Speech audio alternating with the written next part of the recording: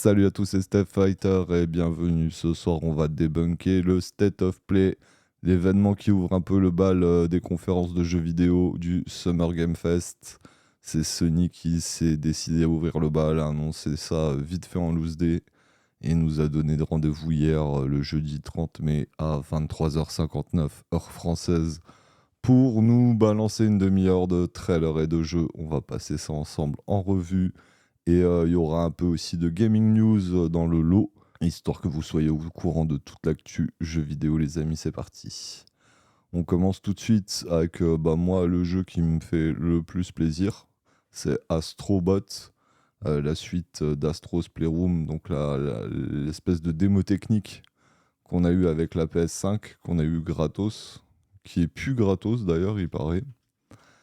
Enfin, soit, c'est un jeu que moi j'apprécie beaucoup.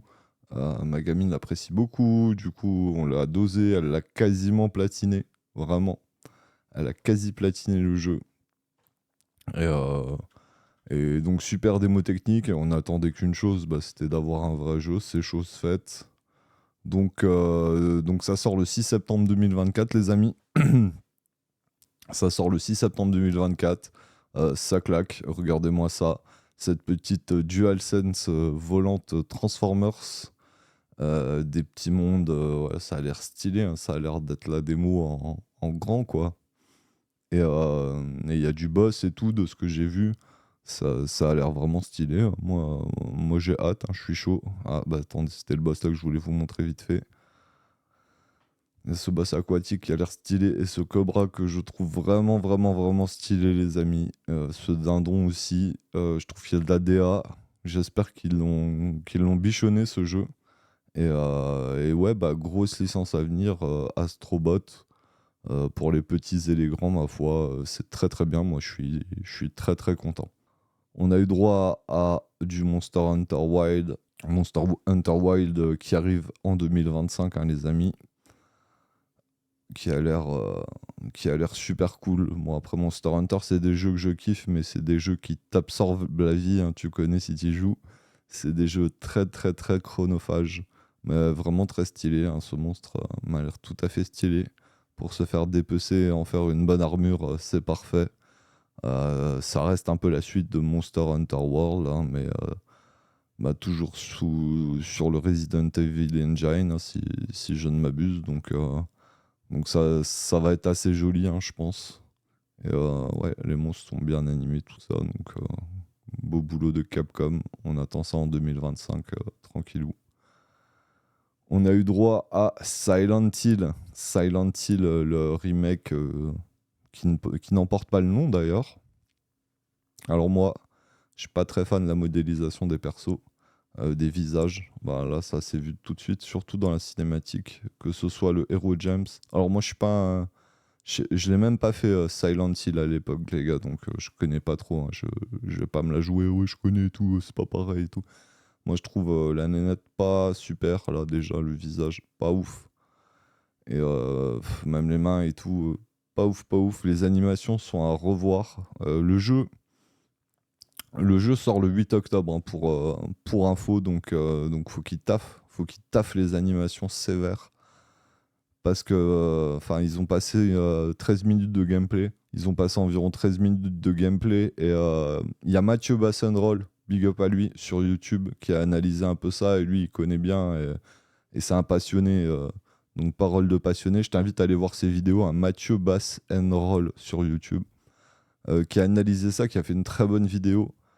Et, euh, et ouais, franchement, le jeu, faut qu'il bosse vraiment les animations. Et certains trucs, tu vois, genre les monstres. Dans Last of Us, les monstres, ils sont comme ça et tout, ils pètent les plombs et tout. Là, ils sont bof, ils sont un peu raides. Ton perso, il a des sales animations quand il court, quand il s'accroupit, quand il s'allonge. J'ai pas aimé les transitions perso et plein de trucs comme ça. Après, le jeu tourne sous Unreal Engine 5. Je trouve les décors assez cool. Il y a une ambiance, hein, quand même, de jeu, avec les bruitages et tout. Il y a une ambiance qui se dégage. Je vais pas dire le contraire. Mais ils ont du taf. Ils ont vraiment, vraiment du taf pour sortir un truc super cool. Après, vous voyez, il y a une ambiance qui se dégage tranquille. Donc on verra bien. On se remettra un peu de gameplay après, s'il reste du temps sur la vidéo. Alors, ils ont montré Pass of Exile 2. Pass of Exile 2, ils annoncent une early access pour fin 2024, de ce que j'ai noté. Pass of Exile 2, ben, c'est un Diablo-like assez stylé. Il a sa commu, Pass of Exile. Pass of Exile 1 a duré longtemps, je sais que ça a sa commu. Moi, j'ai jamais trop joué, mais bah, la DA, je la trouve stylée, hein, franchement. Ça a son charme, et bah, après, faut voir niveau gameplay, mais ça a l'air cool aussi. Pour les amateurs de hack and slash and loot and boss, ça devrait vous plaire. Ils ont montré Until Dawn, donc c'est un remake qui n'emporte pas le nom, hein, c'est rigolo. Until Dawn, pareil, c'est un jeu que j'ai pas fait moi à l'époque. C'est un jeu d'horreur où tu fais des choix. C'est un peu un film interactif, quoi. Si tu veux, je sais même pas s'il y a du gameplay là-dedans, je t'avoue. Est-ce qu'il y a du gameplay? Montrez-nous du gameplay. Ouais, c'est. Voilà, mais c'est un jeu ambiance. Je sais pas si vous l'avez fait à l'époque, redites-moi dans les commentaires si ça vous sauce. Ça m'intéresse de le savoir. Until Dawn. Et Until Dawn, ça pop en fin d'année. Fin 2024, les amis. On va passer sur la suite. Alors, sur la suite, c'est Where's Wine Meet. Et ce jeu, alors, c'est un open world action adventure RPG dans l'ancienne Chine. Et c'est dev par des Chinois. Ça a sa petite touche. Pardon. Après, je trouve qu'on a beaucoup de jeux dans ce style en ce moment. Il y a encore Wukong qui va sortir au mois d'août.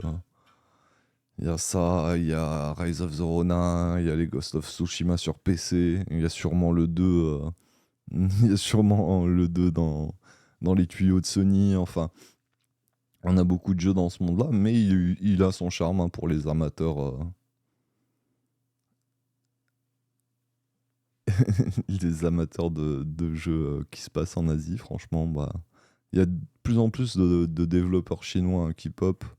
Bah, pareil, Wukong, c'est chinois. Wukong, je l'attends, hein, moi, perso. Et, euh, et ouais, bah, écoutez, hein, c'est cool.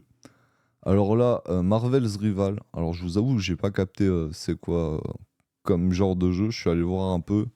Bêta fermée, donc c'est un peu, ouais, un TPS. Un TPS multi, du coup, avec des personnes Marvel. Alors ça sent la boutique à plein nez. Achète des persos, achète des skins, achète ci, achète ça. Mais ouais, bon, c'est pas du tout, hein, mon genre de jeu. Je trouve pas que la DA soit folle pour du Marvel. C'est mignon, mais c'est assez Fortnite-esque. C'est assez chargé à l'écran aussi, je trouve.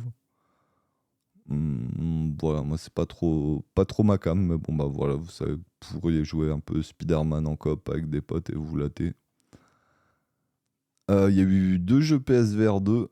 Alors il y a eu Alien, qui a l'air stylé. Alien, ça sort en été 2024. Oui, et pour Marvel Rival, je sais plus si je vous l'ai dit, mais il y a bêta fermée pour juillet 2024. Donc Alien Rogue Incursion sur PSVR 2 qui sort cet été. Je crois aussi que ça tourne sur Unreal Engine 5, ça les amis. Mais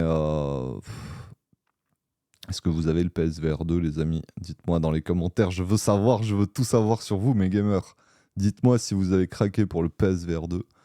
Je pensais aussi, moi je m'attendais à l'annonce de la compatibilité PSVR 2 PC officiel ce soir, mais que nenni, hein. Ils mettront ça certainement sur un blog, comme ça personne sera au courant. Pour le peu d'acheteurs du PSVR 2, c'est dommage. C'est dommage parce qu'apparemment c'est de la bonne cam le PSVR 2. Et je sais pas si vous êtes VR, vous les amis. Moi j'avais un Quest 2, mais je l'ai revendu parce que j'en ai profité 2 mois et voilà quoi.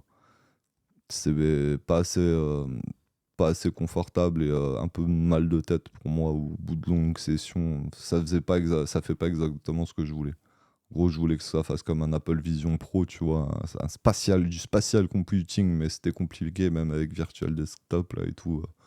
Ça faisait mal la tête, les bordures et tout. Bref, c'était il y a déjà une paire d'années, donc passons. Mais bon, bah voilà, au moins 2 jeux PSVR 2 sont pas abandonnés, mais il me semble aussi que Sony a arrêté la production du PSVR 2, si je dis pas de bêtises, donc c'est vraiment un four. Moi, les jeux d'action en VR, imaginez la gerbe, quoi. Je gerbe tout de suite. Bon, j'avais kiffé Beat Saber, hein, je vais pas vous mentir, Beat Saber banger de la VR. Pour moi-même, je crois que c'est un des meilleurs jeux VR auxquels j'ai joué avec Half-Life Alyx. Mais voilà, ça s'arrête toujours là, la VR, et c'est chiant. C'est chiant, c'est chiant, c'est chiant. Malgré que ce soit assez joli, hein. Bon, soit. Les acheteurs de PSVR 2, manifestez-vous dans les commentaires. Ballad of Antara. Ballad of Antara. Jeu qui m'a interpellé. Alors, Ballad of Antara. Ah oui, pardon, j'ai même pas parlé du jeu d'avant. C'était Skydance Behemoth et ça arrive fin 2024. Bref, sur PSVR 2. Là, c'est Ballad of Antara, un action RPG free-to-play à la Souls-like qui est annoncé pour 2025. Qui a son petit style, hein. Je vais pas vous mentir, moi je crois que j'avais bien aimé un petit DA comme ça, voilà, tu vois, ça claque un peu, ça fait. C'est des belles choses maintenant à voir. À voir si l'inspi Elden Ring a fait des petits 2 ans plus tard, c'est peut-être un peu tôt. Surtout que bon, on attend le DLC, hein, là les gars, J-21, hein, je suis trop chaud, DLC d'Elden Ring, Shadow of the Earth Tree, ça va déboîter. Je vous laisse quand même un peu regarder le trailer de Ballad of Antara. Parce que je trouve que ça, ouais, ça a son petit charme.